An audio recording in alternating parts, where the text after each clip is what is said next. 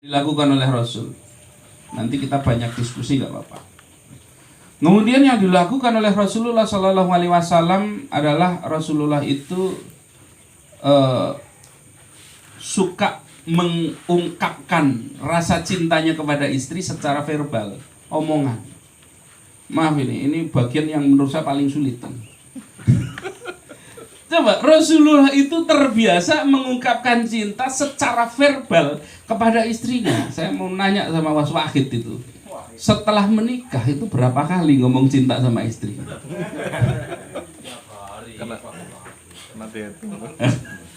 Nah, tapi sebelum malah sering.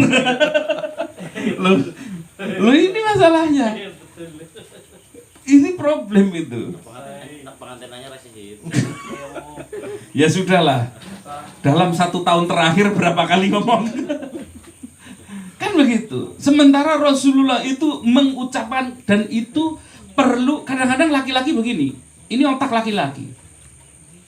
Yang namanya cinta itu kan tidak harus diucapkan, ditunjukkan dengan perbuatan, kan begitu ini lagi. Yang penting kan perbuatannya itu menunjukkan kalau saya mencintai keluarga, kan begitu.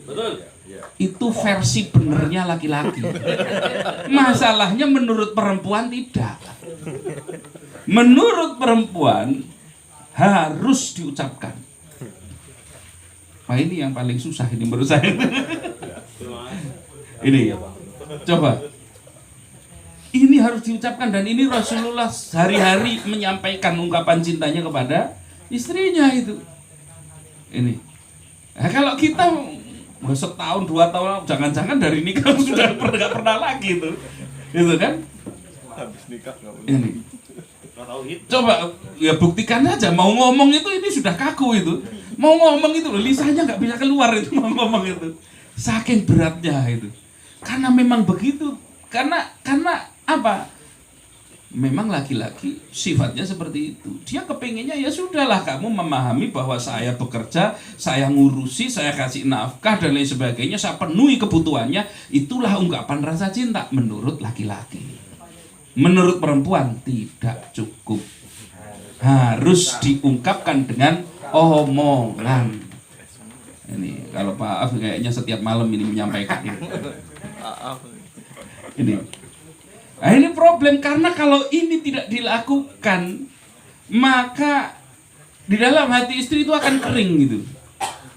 Ini dia itu lama-lama ulang. Karena apa? Karena dia itu merasa dicintai ketika diungkapkan itu, ketika diomongkan itu. Nah, itulah Rasul faham tentang karakteristik ataupun tentang psikologi daripada perempuan, sehingga memang harus diungkapkan dengan verbal, dengan omongan. Nggak cukup hanya dengan perbuatan ataupun dengan perhatian, tidak cukup. Ini kalau Mas Supri kayaknya masih sering ini, masih sering, masih aman lah ya. Insya Allah masih aman itu, walaupun durasinya udah menurun gitu ya. Ini itu begitu. Ini jadi ini yang dilakukan oleh Rasulullah Shallallahu Alaihi Wasallam, berani mengungkapkan. Bahkan Rasulullah itu untuk istri-istrinya punya panggilan-panggilan khusus, ini ya, punya panggilan-panggilan khusus. Nah, jadi mengkhususkan seperti ini itu bagus. Walaupun mungkin kelihatannya bahasa nih, kalau kita ngomong walah itu cuman gombal tok kan begitu, itu tetap saja perempuan seneng itu, walaupun itu cuman gombal tok itu seneng gitu. Itu tetap saja seperti itu. Ini. Nah, ini yang ke berapa tadi? Ketiga ya. Nah, ketiga yang dilakukan oleh Rasulullah Shallallahu Alaihi Wasallam. Yang keempat itu Rasulullah itu menghindari untuk membenci istrinya. Karena ketika kita dengan istri kita, mereka hidup tiap hari dengan kita, maka watak asli itu sering muncul. Watak asli daripada istri itu sering muncul itu, yang mungkin keras lah, yang mungkin inilah apalah itu, banyak yang mungkin pemarah, ataupun mungkin dia itu mutungan atau apa, terserah itu, apapun itu kelihatan muncul semua.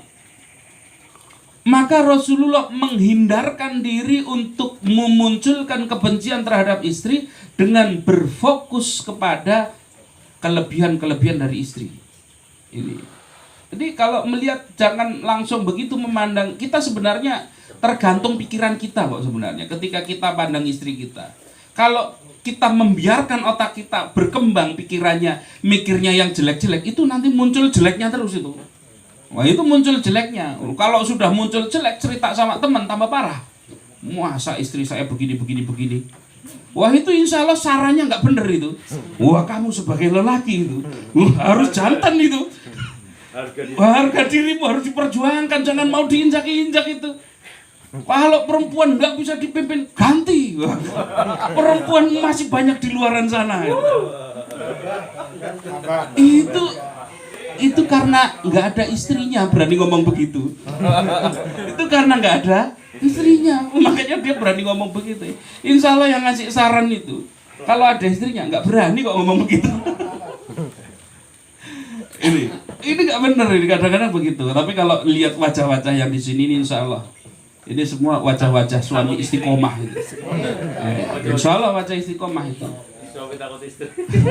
Istiqomah itu ikatan suami takut istri kalau di rumah.